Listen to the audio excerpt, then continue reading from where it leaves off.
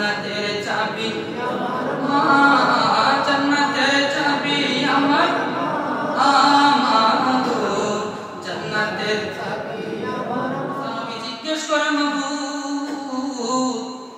আমি মুসার সঙ্গে জান্নাতের মধ্যে কে থাকবে? আমার রব্বুল আলামিন ডাক দিয়ে কয় মুসা তোমার সঙ্গে যিনি জান্নাতে থাকবে তিনি হলেন একজন কসাই। আল্লাহু আকবার। মুসা নবী কই আমি যখন তোমার কাছে কোনো কিছু জিজ্ঞেস করি তুমি আমার সাথে এই খেলতাম সবাই করো, যেটা বনে না যেটা খাটে না তুমি আমার সাথে মানা পয়গম্বর বনি ইসরাইলের সবচেয়ে বড় নবী, আমার সঙ্গে জান্নাতে যাবে কোন নবী না হয় কোন সাহাবা না হয় কোন ওলি না হয় আলেম হাফেজ মুহাদ্দিস মুফাসসির মুফতি, কথা বলতে ঠিক না ঠিক? আপনি আমার সাথে মিলাই দিয়েছেন একজন বাজারে কসাই আমার সাথে জান্নাতে যাবে। আল্লাহ কয় মুসা এটাই কইলো না, আমি আল্লাহ যেটা সিদ্ধান্ত নিয়েছি এটাই চূড়ান্ত। সুবহানাল্লাহ। মুসা নবী কই মাবুদ সিদ্ধান্ত যখন নিয়ে ফেলেছ ওই কসাই অ্যাড্রেস দাও, তার ঠিকানা দাও, একটু সাক্ষাৎ করতে চাই। কসাইয়ের সাথে কি করতে চাই? সাক্ষাৎ করতে চাই। কেমন লোক কি আমল তার, কেন আমার সঙ্গে জান্নাতে যাবে? আল্লাহ ঠিকানা দিয়ে দিলেন। মুসা নবী হেঁটে হেঁটে হেঁটে হেঁটে তার ওই বাজারের মধ্যে চলে গেলেন। দূর থেকে সমস্ত দিন ওই লোকটাকে ফলো করতেছে, তাকাইয়া দেখে রে ওই লোকটার কোনো বিশেষায়িত্ব নাই, সমস্ত দিন গোশত কুবাই আর বিক্রি করে, গোশত কুবাই আর বিক্রি করে, কুবাই আর বিক্রি করে। মুসা নবী মনে মনে কয় হাই হাই ওই ব্যক্তি সারাদিন বাজারের মধ্যে গোশত কুবাই, ওই ব্যক্তি বুঝি আমার সাথে জান্নাতে যাইব। মুসা নবী এর আগে আরেকটা কট খাইছে, কার সাথে? হযরত খিজির আলাইহিস সালামের সাথে, মনে আছে নি? তো উনি আবার মনে মনে ভাবতেছে খিজির আলাইহিস সালাম বলছিলেন যে ওনারে যেন প্রশ্ন বেশি না করি, যদি প্রশ্ন করি আমি ওনার সাথে থাকতে পারবো না। মনে হয়েছে ওই কথা, তাক আল্লাহ যেটা কইছে এই শেষ পর্যন্ত দেখি কি আছে, যদি প্রশ্ন করি তখন আবার এটাও শেষ হয়ে যাবে। সমস্ত দিন দেখলেন, সন্ধ্যা যখন হয়ে গেলেন মুসা নবী তাকাইয়া দেখে রে ওই কসাই নরম নরম গোশতগুলা সারাদিন বাইসা বাইসা ছোট ছোট টুকরা করে তার ব্যাগের মধ্যে ঢুকাইছে। সুবহানাল্লাহ। এবার ব্যাগটা সঙ্গে লইয়া বাড়ির দিকে রওনা। মুসা নবী তার পরিচয় গোপন করে তার পিছনে পিছনে হাঁটতেছে আর দেখতেছে কোথায় যায়। হাঁটতে হাঁটতে দেখি তার বাড়ির মধ্যে পৌঁছাই গেছে। দরজার সামনে যাইয়া মুসা নবী ডাক দিয়ে কয় ও আল্লাহর বান্দা, আমি একজন মুসাফির, আমি আপনার বাড়ির মেহমান হতে চাই। কসাই বলে আল্লাহ সাল্লাহ মারহাবা মারহাবা, আপনি আমার বাড়ির কসাই হতে, আপনি আমার বাড়ির মেহমান হতে পারেন, কোনো সমস্যা নাই, আপনাকে স্বাগতম, আপনি চলে আসেন। ও ভাই আপনি এই ঘরের মধ্যে বসেন, আমার ওই ঘরটার মধ্যে একটু কাজ আছে, কাজটা সেরে আসে। মুসা নবীকে একটা ঘরে বসাইয়া ওই লোকটা চলে গেলেন তার মার ঘরে। মুসা নবী তাকাইয়া তাকাইয়া দেখে ওই কসাই ঘরের মধ্যে যাইয়া রে বাবা বৃদ্ধা একজন মহিলা, ওই মহিলাটাকে বিছানা থেকে তুইলা গরম পানি করিয়া সুন্দর করে গোসল করাইয়া তেল পানি দিয়া চুলগুলা আশ্রাইয়া সুন্দর করে কাঠের মধ্যে বসাইয়া যে গোশতগুলা আনছিল রে ওই গোশতগুলা লইয়া রান্নাঘরের কিচেনের মধ্যে যাইয়া গোশতগুলা বোনা করেছে। আটা দিয়া রুটি বানাইছে, গরম রুটি আর গোশতের বোনা ওই বৃদ্ধা মহিলার মুখের মধ্যে তুলে দেয়, বৃদ্ধা মহিলা খায়। সুবহানাল্লাহ।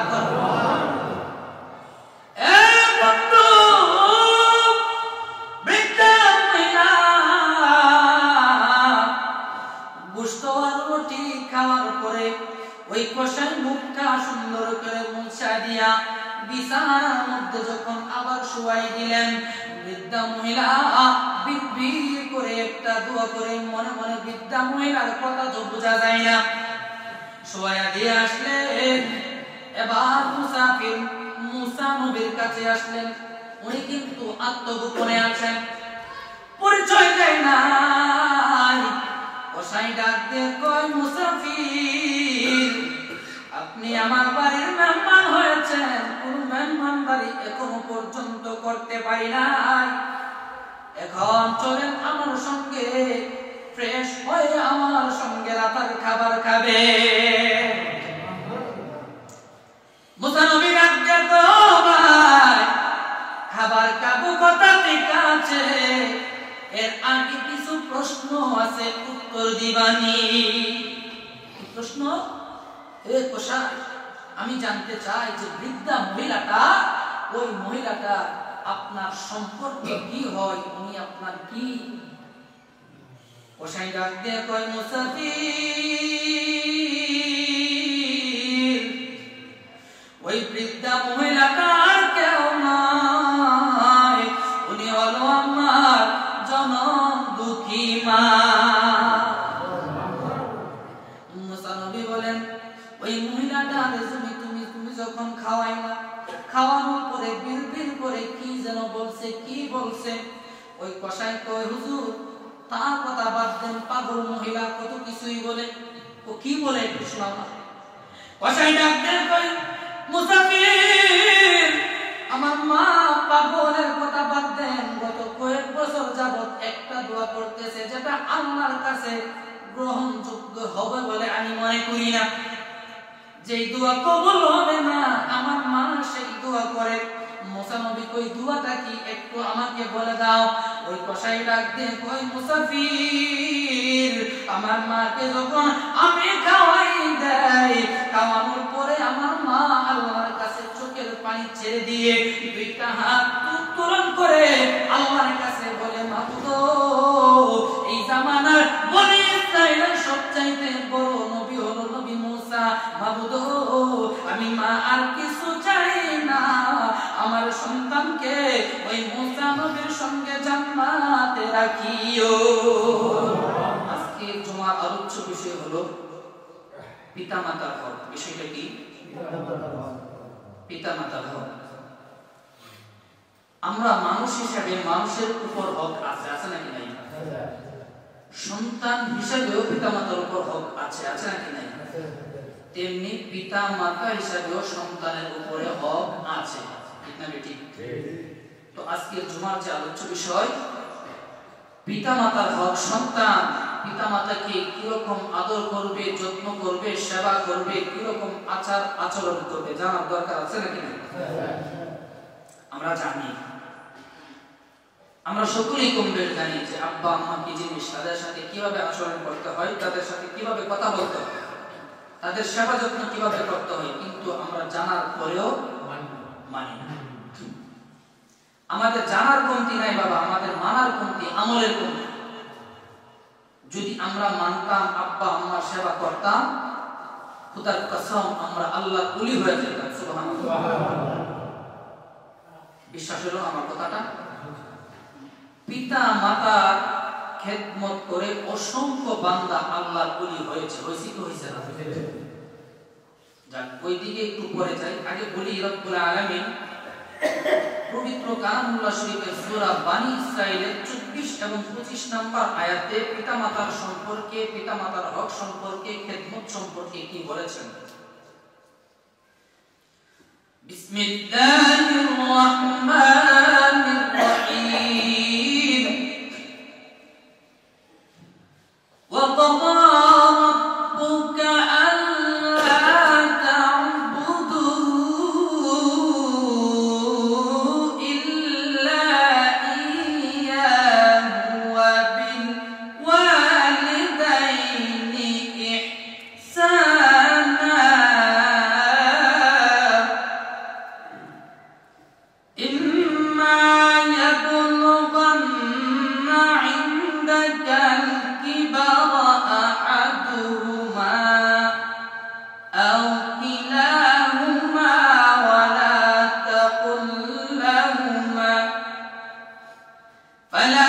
تقل لهما أف ولا تنهرهما وقل لهما قولا كريما রব্বুল আলামিন কোন জগতের মানুষেরা وقضى ربك ألا تعبدوا إلا إياه ও বান্দারা আমি আল্লাহ ইবাদত ব্যতীত আর কারো ইবাদত করিও না। কার ইবাদত? আর কোন মানুষের কোন কিছুর ইবাদত করা যাবে কি? না। আমার রব্বুল আলামিন বলেন আমি আল্লাহ তোমাদেরকে বানাইছি ইবাদত করার জন্য। বান্দারে আমি আল্লাহর ইবাদত ছাড়া কারো ইবাদত করবা না। এরপর স্টেপে আমার আল্লাহ বলেন ইম্মা ইয়াবলুগান্না ইনদাকাল কিবার আহাদুহুমা আও কিলাহুমা ফালা তাকুল লাহুমা উফফিন ওয়ালা তানহারহুমা। রব্বুল আলামিন কই বান্দারে তোমাদের জীবদ্দশায় যদি পিতা মাতা দুজনকে অথবা কোনো একজনকে জীবদ্দশায় তাদেরকে পাও তোমরা তাদের সাথে সদ্ব্যবহার করো। কি ব্যবহার? সুন্দর আচরণ করো, তাদের সঙ্গে সুন্দরভাবে কথা বলো। এমন ভাবে কথা বলো না যেই কথার কারণে বাবা পিতা মাতার অন্তরের মধ্যে আঘাত লাগে, কষ্ট পায়। যদি কষ্ট পাইলে আমার আল্লাহ কয় তোমার কষ্ট দেওয়ার কারণে পিতা মাতা যদি খুব শব্দটা জবান দিয়ে বের করে দেয় আমি আল্লাহ তোমার জিন্দেগীর সমস্ত নেক আমলগুলা বরবাদ করে দেব। পিতা মাতার খেদমতের দরকার আছে নাকি নাই? এই আয়াত দ্বারা বাবা কি বুঝলাম? পিতা মাতার সাথে সৎ ব্যবহার নাকি অসৎ ব্যবহার? রব্বুল আলামিন 25 নম্বর আয়াতের মধ্যে বলেন ওয়াখফিদ লাহুমা জানাআদ যুল্লি মিনার রাহমাতি ওয়া কুর রাব্বিরহামহুমা কামা রাব্বায়ানি সগীরা। রব্বুল আলামিন বলো বান্দারা পিতা মাতা অমূল্য ধন, যদি দুনিয়ার জমিনের মধ্যে তারা না থাকে তাহলে তোমরা তাদেরকে দুনিয়ার জমিনে যদি না থাকে, যদি ইন্তেকাল করে কবরের মধ্যে চলে যায়, তাদের জন্য তোমরা দোয়া করবা। আমার আল্লাহ দোয়া শিক্ষা দিয়েছে রব্বিরহামহুমা কামা রব্বায়ানি সগীরা। আল্লাহু আকবার। রব্বুল আলামিন বলেন বান্দারে আমার কাছে দোয়া করবা মাবুদ ও আমার আল্লাহ আমার পিতা মাতাকে তুমি দেখশন করো, লালন করো, পালন করো তেমনি ভাবে, ঠিক যেমনি ভাবে আমি যখন ছোট ছিলাম আমার মায়ের করেছিলাম, কোনো কিছু বুঝতাম না, পেটে খিদা লাগলে বলতে পারতাম না। আমি যখন প্রস্রাব পায়খানা বিছানার মধ্যে করতাম আমার মা জননী আমার কত সুন্দর করে আদর করে যত্ন করে লালন পালন করেছে। ও রব্বুল আলামিন মা জননীর মনে কোনদিন দুঃখ ছিল না, আমাকে লালন পালন করেছে, কষ্ট দেই নাই। মা কষ্ট পেয়েছে, আমাকে কষ্ট দেই নাই। মাবুদ ঠিক তেমনি ভাবে আমার আমারে তুমি লালন পালন করো। তো পিতা মাতা অমূল্য ধন বাবা, যাদের দুনিয়াতে আছে তাদের লাখ টাকার সম্পদ আছে, যাদের পিতা মাতা নাই তাদেরকে জিজ্ঞেস করে দেখবেন বলবে আমার মাথার উপর বট গাছের ছায়াটা নাই। কথা কোন ঠিক না বেটি? বাবা যদিও বৃদ্ধ, মা যদিও বৃদ্ধা, ওই গাছটা যদি ফল না দিতে পারে রে ওই গাছটা আপনাকে ছায়া দেবে, ছায়াটা বড় মূল্যবান। কথা কোন ঠিক না বেটি? এখন রে আব্বা আমার খেদমতে আল্লাহর দিদার মিলে, নবীর দিদার মিলে। হযরত মুসা পয়গম্বর আমার আল্লাহকে জিজ্ঞেস করে, মাবুদ আমি মুসা জানতে চাই আমি মুসার সঙ্গে জান্নাতের সাথী কে হবে? সুবহানাল্লাহ। আমার রব্বুল আলামিন ডাকতে কই, মুসা জানতে চাইলা রে তোমার সঙ্গে জান্নাতের সঙ্গী কে হবে? মুসা শুনে নাও, একজন বাজারের কসাই তোমার সঙ্গে জান্নাতের সঙ্গী হয়ে যাবে। কি হবে? কসাই তো কোন নবী, কোন বলি? কসাই তো কোন নবীও না, সাহাবীও না, একজন সাধারণ ব্যবসায়ী বাজারের মধ্যে গোশত কুবাই গোশত বিক্রি করে। ওই কসাই মুসার সঙ্গে জান্নাতে হবে। সুবহানাল্লাহ। ঘটনায় যাওয়ার আগে আরেকটা ঘটনা বলি। বাইজিদ বুস্তামি, আমরা নাম শুনছি না সবাই? বাইজিদ বুস্তামি কিভাবে বলি হইলেন? গজনবের বাদশা সুলতান মাহমুদ গজনবী, উনি একাধারে বাদশাও ছিলেন, রাষ্ট্র পরিচালনা করতেন, আবার জবরদস্ত একজন আল্লাহ করেছিলেন। সুবহানাল্লাহ। ওনার মনের মধ্যে একদিন বাইজিদ বুস্তামিকে নিয়ে মনের মধ্যে একদিন প্রশ্ন জাগলো, কে সেই বাইজিদ বুস্তামি? এত ক্ষমতা, এত পাওয়ার, এত শান সম্পদ আল্লাহ দিয়েছে, একটু জানার দরকার। তিনি জানার জন্য এক দরবেশ, ওনার নাম হলো আবুল হোসেন, আবুল হাসান, ওই আবুল হাসানের কাছে চলে গেলেন। উনিও একজন আল্লাহর নবী। ডাক দিয়ে কয়, আবুল হাসান, ও আবুল হাসান, আমি সুলতান মাহমুদ গজনবী আপনার দরবারের মধ্যে এসেছি। আমি সুলতান মাহমুদ গজনবী আপনার দরবারে এসেছি একটা কথা জানার জন্য। আবুল হাসান, আমি জানতে চাই ওই বাইজিদ বুস্তামি কে ছিলেন? এত শান শৌকত কেন ওনার? কে ছিলেন উনি? আবুল হাসান বলে, বাইজিদ বুস্তামি কে ছিলেন জানতে চাও? ও সুলতান মাহমুদ গজনবী, একটু শুনে রাখো, বাইজিদ বুস্তামির বিষয় যদি বলতে চাই অনেক কিছু বলা যাবে, বলে শেষ করা যাবে না। একটা তথ্য দেই, তথ্যটা শুনে রাখো। ও সুলতান মাহমুদ, বাইজিদ বুস্তামি আমার এমন একজন কলি ছিলেন, এত পাওয়ার আল্লাহ তারে দিয়েছে, তার চেহারাটুকু যদি কোনো বেদরবি মানুষ একবার দেখতো, সঙ্গে সঙ্গে কালিমা পড়ে মুসলমান হয়ে যাইতো। পাওয়ার কম না বেশি? একজন মুসলমানের চেহারা, আল্লাহর চেহারা একবার দেখলে উনি মুসলমান হয়ে যাইতেন। সুবহানাল্লাহ। সুলতান মাহমুদ গজনবী বলেন, এত পাওয়ার আল্লাহ দিয়েছেন, তাহলে ওনার এই পাওয়ার পিছনে সূত্র কি? কেন তিনি এত পাওয়ার পাইলেন? কিভাবে পাইলেন? আবুল হাসান ডাক দিয়ে কয়, সুলতান মাহমুদ, ও আল্লাহর ওলি, শুনে রাখো রে, ওই বাইজিদ বুস্তামি আল্লাহর ওলি হওয়ার পিছনে মার চোখের পানি কাজ করেছে। কার চোখের পানি? মার চোখের পানি কাজ করেছে। কিভাবে?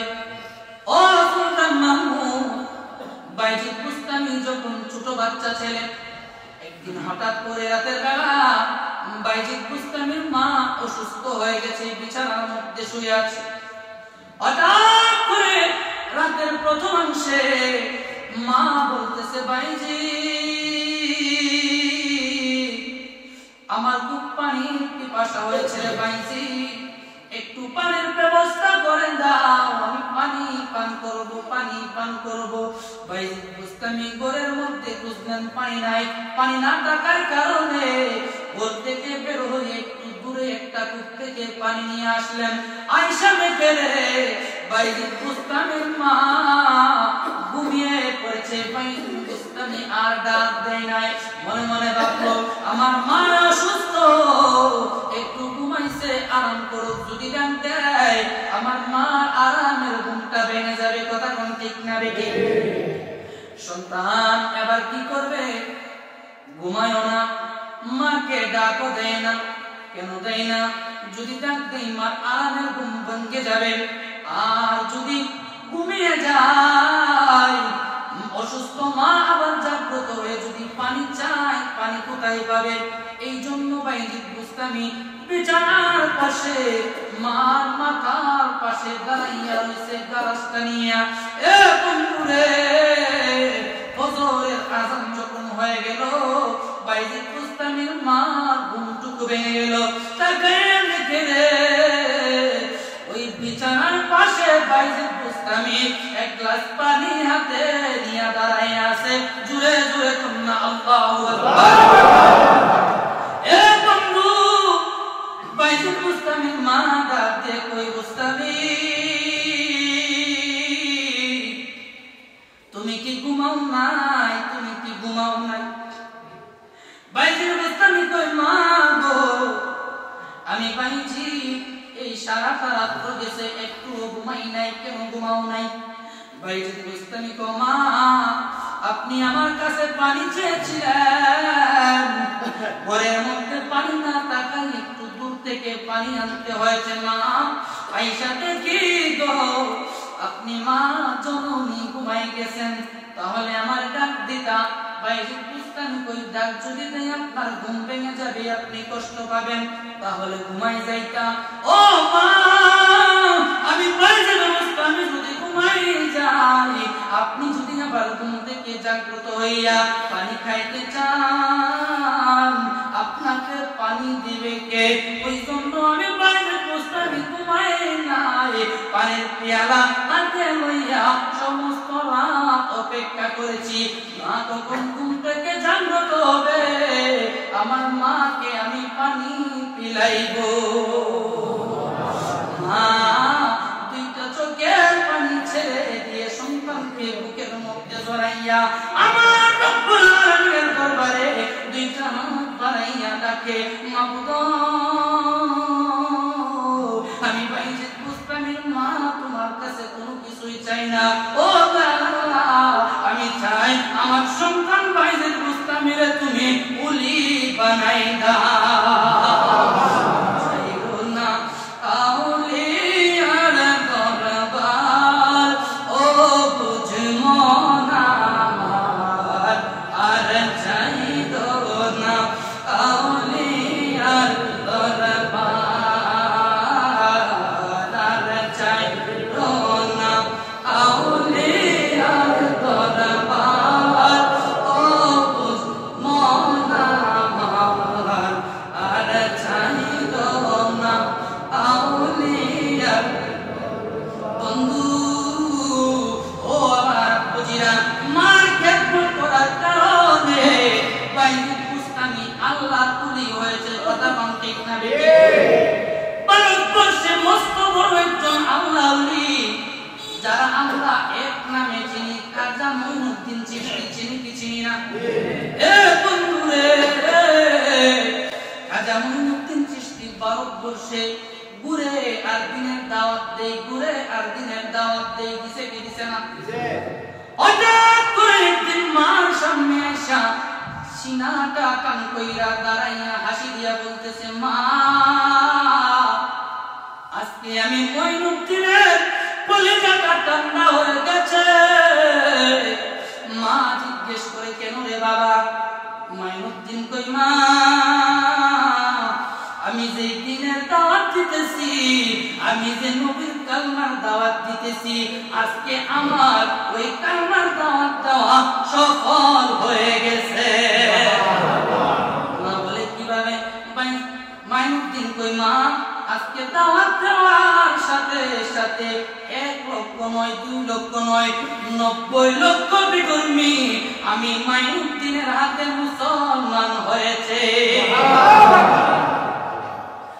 মঈনুদ্দিনের মা কই, ও মঈনুদ্দিন, 90 লক্ষ বিধর্মী মুসলমান হয়েছে, এই গর্ব তোমার নয়, এই গর্ব হলো আমি গর্বধারিণী মা। মঈনুদ্দিনের মনের মধ্যে প্রশ্ন জাগলো, মা কষ্ট করলাম আমি, দিনের দাওয়াত দিলাম আমি, এই গর্ব আমার না, এই প্রাউড আমি ফিল করতে পারবো না, তুমি ফিল করবা কিভাবে? কারণ কি? মা রাখতে পারে মাইনুদ্দিন, ও মাইনুদ্দিন, যেদিন থেকে তুমি মাইনুদ্দিন আমি মার গর্ভের মধ্যে আসছি, মাইনুদ্দিন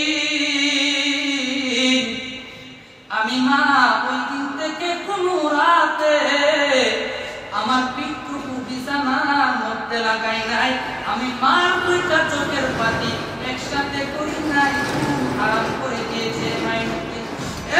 মাইনুদ্দিন আমি মা তোমার জন্য সমস্ত রাত্র জাগ্রত থাইকা নামাজের মুসল্লায় বসিয়া আল্লাহর কুদরতি পায়ের মধ্যে সিজদা করিয়া আল্লাহর দরবারে দুইটা হাত তুলে ডাকি আর বলি, মাবুদ আমার মাইনুদ্দিনকে তুমি দুনিয়ার সাধারণ বান্দা বানাইও না, তারে অসাধারণ বানাইয়া ইউনিক বানাইয়া তোমার ওলি হিসাবে কবুল করে না। শুধু তাই নয় রে মাইনুদ্দিন, তুমি যখন দুনিয়ার জমিনে ভূমিষ্ঠ হয়েছ 2টা বছর আমি মা বুকের দুধ খাওয়াইছি, কথা কোন ঠিক না বেটি? মাইনুদ্দিন আমি মা 2টা বছরের ভিতরে রে উযু ছাড়া কোনদিন এক ফোঁটা দুধ তোমার মুখের মধ্যে দেই নাই। ও মাইনুদ্দিন এবার তুমি বলো, এই গর্বের কারণ আমি মা নাকি তুমি? গর্বের কারণ কে? মা। মা ভালো বলে প্রোডাক্ট ভালো হয়েছে, কথা কোন ঠিক না বেটি? মা ইবাদত করেছে, সন্তান ভালো হয়েছে। দেখবেন যত ওলি আল্লাহ হয়েছে দুনিয়ার মধ্যে তাদের মা বাবা ছিল ভালো, ওলি আল্লাহ পরহেজগার মুমিন মুত্তাকি, কথা কোন ঠিক না বেটি? গাছ যেমন তার ফলও তেমন, কথা কোন ঠিক না বেটি? বাবা বলতেছিলাম ওই মুসা নবীর ঘটনা মনে আসেনি? মুসা নবী জিজ্ঞেস করে, মাবুদ আমি মুসার সঙ্গে জান্নাতের মধ্যে কে থাকবে? আমার রব্বুল আলামিন ডাক দিয়ে কয়, মুসা তোমার সঙ্গে যিনি জান্নাতে থাকবে তিনি হলেন একজন কসাই। আল্লাহু আকবার। মুসা নবী কই, আমি যখন তোমার কাছে কোনো কিছু জিজ্ঞেস করি তুমি আমার সাথে এই খেলতাম সবাই করো, যেটা বনে না যেটা খাটে না তুমি আমার সাথে মানা পয়গাম্বর বনি ইসরাইলের সবচাইতে বড় নবী, আমার সঙ্গে জান্নাতে যাবে কোন নবী, না হয় কোন সাহাবা, না হয় কোন ওলি, না হয় আলেম, হাফেজ, মুহাদ্দিস, মুফাসসির, মুফতি, কথা কোন ঠিক না ঠিক? আপনি আমার সাথে মিলাই দিয়েছেন একজন বাজারের কসাই আমার সাথে জান্নাতে যাবে। আল্লাহ কয়, মুসা বেড়াগিরি কইলো না, আমি আল্লাহ যেটা সিদ্ধান্ত নিয়েছি এটাই চূড়ান্ত। সুবহানাল্লাহ। মুসা নবী কই, মাবুদ সিদ্ধান্ত যখন নিয়ে ফেলেছ ওই কসাই অ্যাড্রেস দাও, তার ঠিকানা দাও, একটু সাক্ষাৎ করতে চাই। কসাইয়ের সাথে কি করতে চাই? সাক্ষাৎ করতে চাই। কেমন লোক, কেমন লোক, কি আমল তার, কেন আমার সঙ্গে জান্নাতে যাবে? আল্লাহ ঠিকানা দিয়ে দিলেন। মুসা নবী হেঁটে হেঁটে হেঁটে হেঁটে তার ওই বাজারের মধ্যে চলে গেলেন। দূর থেকে সমস্ত দিন ওই লোকটাকে ফলো করতেছে, তাকাইয়া দেখে ওই লোকটার কোনো বিশেষায়িত্ব নাই, সমস্ত দিন গোশত কুবাই আর বিক্রি করে, গোশত কুবাই আর বিক্রি করে, কুবাই আর বিক্রি করে। মুসা নবী মনে মনে কয়, হাই হাই ওই ব্যক্তি সারাদিন বাজারের মধ্যে গোশত কুবাই, ওই ব্যক্তি বুঝি আমার সাথে জান্নাতে যাইব। মুসা নবী এর আগে আরেকটা কট খাইছে, কার সাথে? হযরত খিজির আলাইহিস সালামের সাথে, মনে আছে নি? তো উনি আবার মনে মনে ভাবতেছে, খিজির আলাইহিস সালাম বলছিলেন যে ওনারে যেন প্রশ্ন বেশি না করি, যদি প্রশ্ন করি আমি ওনার সাথে থাকতে পারবো না। মনে হয়েছে ওই কথা, তাক আল্লাহ যেটা কইছে এই শেষ পর্যন্ত দেখি কি আছে, যদি প্রশ্ন করি তখন আবার এটাও শেষ হয়ে যাবে। সমস্ত দিন দেখলেন, সন্ধ্যা যখন হয়ে গেলেন মুসা নবী তাকাইয়া দেখে রে ওই কসাই নরম নরম গোশতগুলা সারাদিন বাইসা বাইসা ছোট ছোট টুকরা করে তার ব্যাগের মধ্যে ঢুকাইছে। সুবহানাল্লাহ। এবার ব্যাগটা সঙ্গে লইয়া বাড়ির দিকে রওনা। মুসা নবী তার পরিচয় গোপন করে তার পিছনে পিছনে হাঁটতেছে আর দেখতেছে কোথায় যায়। হাঁটতে হাঁটতে দেখি তার বাড়ির মধ্যে পৌঁছাই গেছে। দরজার সামনে যাইয়া মুসা নবী ডাক দিয়ে কয়, ও আল্লাহর বান্দা, আমি একজন মুসাফির, আমি আপনার বাড়ির মেহমান হতে চাই। কসাই বলে, আহলান সাহলান, মারহাবা মারহাবা, আপনি আমার বাড়ির কসাই হতে, আপনি আমার বাড়ির মেহমান হতে পারেন, কোনো সমস্যা নাই, আপনাকে স্বাগতম, আপনি চলে আসেন। ও ভাই, আপনি এই ঘরের মধ্যে বসেন, আমার ওই ঘরটার মধ্যে একটু কাজ আছে, কাজটা সেরে আসে। মুসা নবীকে একটা ঘরে বসাইয়া ওই লোকটা চলে গেলেন তার মার ঘরে। মুসা নবী তাকাইয়া তাকাইয়া দেখে ওই কসাই ঘরের মধ্যে যাইয়া, রে বাবা, বৃদ্ধ একজন মহিলা। ওই মহিলাটাকে বিছানা থেকে তুইলা গরম পানি করিয়া সুন্দর করে গোসল করাইয়া তেল পানি দিয়া চুলগুলা আশ্রাইয়া সুন্দর করে কাঠের মধ্যে বসাইয়া যে গোশতগুলা আনছিল রে, ওই গোশতগুলা লইয়া রান্নাঘরের কিচেনের মধ্যে যাইয়া গোশতগুলা বোনা করেছে। আটা দিয়া রুটি বানাইছে, গরম রুটি আর গোশতের বোনা ওই বৃদ্ধা মহিলার মুখের মধ্যে তুলে দেয়। বৃদ্ধা মহিলা খায়। সুবহানাল্লাহ।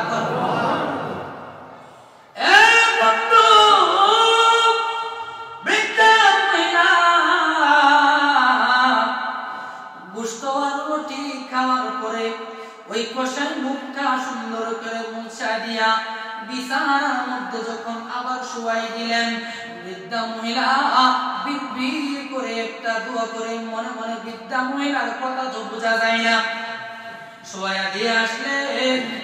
এবার মুসাফির মুসা নবীর কাছে আসলেন। উনি কিন্তু আত্মগোপনে আছেন, পরিচয় দেয় নাই।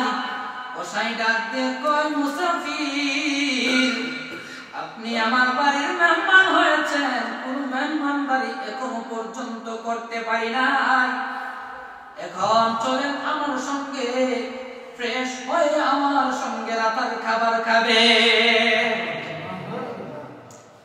মুসা নবী ডাক দিয়ে কয়, ভাই, খাবার খাবো কথা ঠিক আছে, এর আগে কিছু প্রশ্ন আছে, উত্তর দিবানি। প্রশ্ন? আমি জানতে চাই যে বৃদ্ধা মহিলাটা, ওই মহিলাটা আপনার সম্পর্কে কি হয়, উনি আপনার কি? কসাই ডাক দিয়ে কয়, মুসাফির, ওই বৃদ্ধা মহিলাটার কেউ নয়, উনি হলো আমার জনম দুঃখী মা। মুসা নবী বলেন, ওই মহিলাটা তুমি যখন খাওয়াইলা, খাওয়ানোর পরে বিড়বিড় করে কি যেন বলছে, কি বলছে? ওই কসাই কয়, হুজুর, তার কথা বাদ দেন, পাগল মহিলা কত কিছুই বলে, ও কি বলে একটু শোনাও। কসাই ডাক দেন কয়, মুসাফির, আমার মা পাগলের কথা বাদ দেন, গত কয়েক বছর যাবত একটা দোয়া করতেছে যেটা আল্লাহর কাছে গ্রহণযোগ্য হবে বলে আমি মনে করি না। যেই দোয়া কবুল হবে না, আমার মা সেই দোয়া করে। মুসা নবী কই, দোয়াটা কি একটু আমাকে বলে দাও। ওই কসাই ডাক দিয়ে কই, মুসাফির, আমার মাকে যখন আমি খাওয়াই দেই, খাওয়ানোর পরে আমার মা আল্লাহর কাছে চোখের পানি ছেড়ে দিয়ে দুইটা হাত উত্তোলন করে আল্লাহর কাছে বলে, মাবুদ, এই জামানার বনি ইসরাইলের সবচাইতে বড় নবী হলো নবী মুসা, মাবুদ, আমি মা আর কিছু চাই না, আমার সন্তানকে ওই মুসা নবীর সঙ্গে জান্নাতে রাখিও। জান্নাতের চাবি আমার মা, মা গো, না জান্নাতের চাবি আমার মা, জান্নাতের চাবি আমার মা, মা গো, জান্নাতের চাবি আমার মা।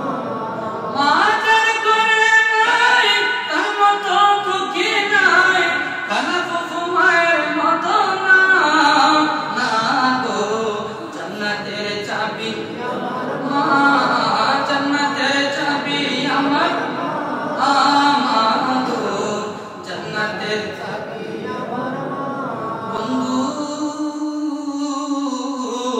মুসা নবী আবার একটু মুস্কি এসে ওই কসাইটাকে জড়াইয়া ধইরা কয়, কসাই তুমি একটু আগে বলছিলাম মা এই দোয়া করে আল্লাহ বুঝি এই দোয়া কবুল করবে না।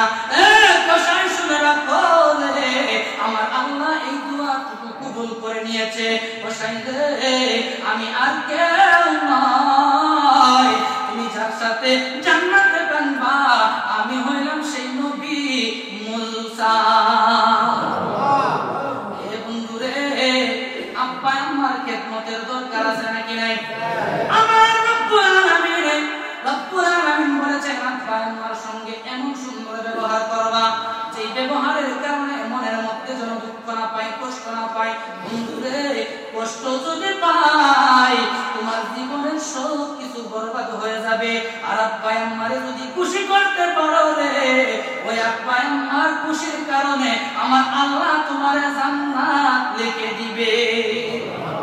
আমার নবীর একজন সাহাবী এসে বলতেছে, ইয়া রাসূলুল্লাহ, ইয়া হাবিবাল্লাহ, নবী গো, সওয়াবের আশায় আমার মনে চায় আমি আপনার কাছে হিজরত করে চলে আসি, আপনার সঙ্গে যুদ্ধের মধ্যে অংশগ্রহণ করে। আমার নবী রহমাতুল লিল আলামিন নবী গান দিয়ে কয়, সাহাবী রে তোমার আব্বা আম্মা কেউ বেঁচে আসেনি? সাহাবী কই, নবী গো আমার আব্বাও আছে বাবাও আছে। আমার নবী কই, সাহাবী সওয়াবে যদি পেতে চাও হিজরত করে আমার কাছে আসতে হবে না, আব্বা আম্মার কাছে ফিরে যাও, আব্বা আম্মার খেদমত করো, আমার আল্লাহ তোমার জীবনটা সফল করে দেবে। আরেকটা হাদিস মিশকাত শরীফের হাদিসের মধ্যে আসছে রে বাবা, আমার নবী সাহাবাদেরকে বলতেছে, সাহাবীরা রে তোমরা কি দৈনিক হজ করতে চাও? সাহাবারা কই, ইয়া রাসূলুল্লাহ, ইয়া হাবিবাল্লাহ, হজ কে না করতে চাই?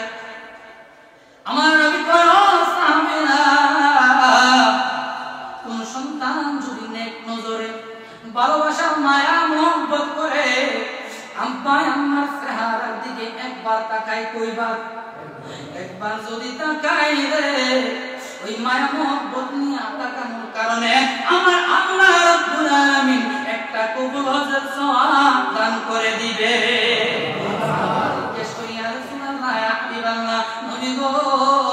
আপনার কোন উম্মত যদি দৈনিক 100 বার তাকায় তাহলে কি 100 হজের সওয়াব হবে?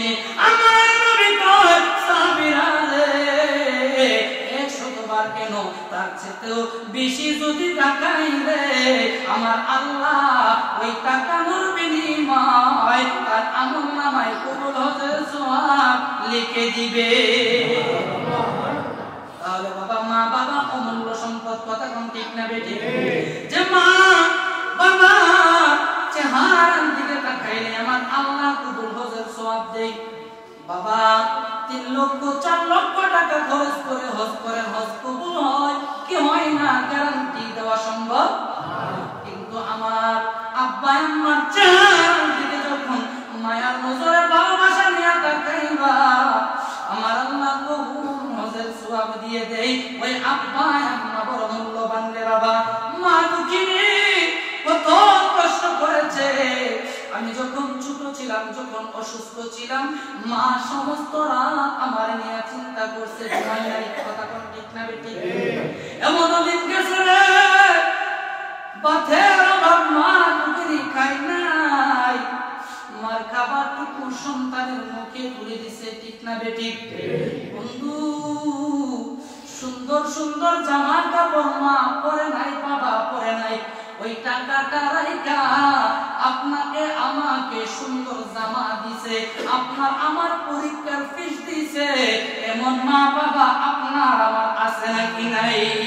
এ বন্ধু সন্তান, আজকে তুমি বড় হয়েছো, তুমি উপার্জন করো, তুমি আজকে টাকাওয়ালা হয়েছো, তুমি আজকে বাড়িওয়ালা হয়েছো, তুমি আজকে ঘরওয়ালা হয়েছো, আজকে তোমার 4টা বিল্ডিং এর মধ্যে 12টা 15টা 16টা রুম আছে রে বাবা, একটা রুমের মধ্যেও তোমার আব্বা আম্মার জায়গা হয় নাই। তুমি শুনে রাখো, তোমার এই পিতা মাতার যখন জায়গা হয় নাই, আল্লাহর তৈরি জান্নাতে তোমার মতো কুলাঙ্গার সন্তানের জায়গা হবে না।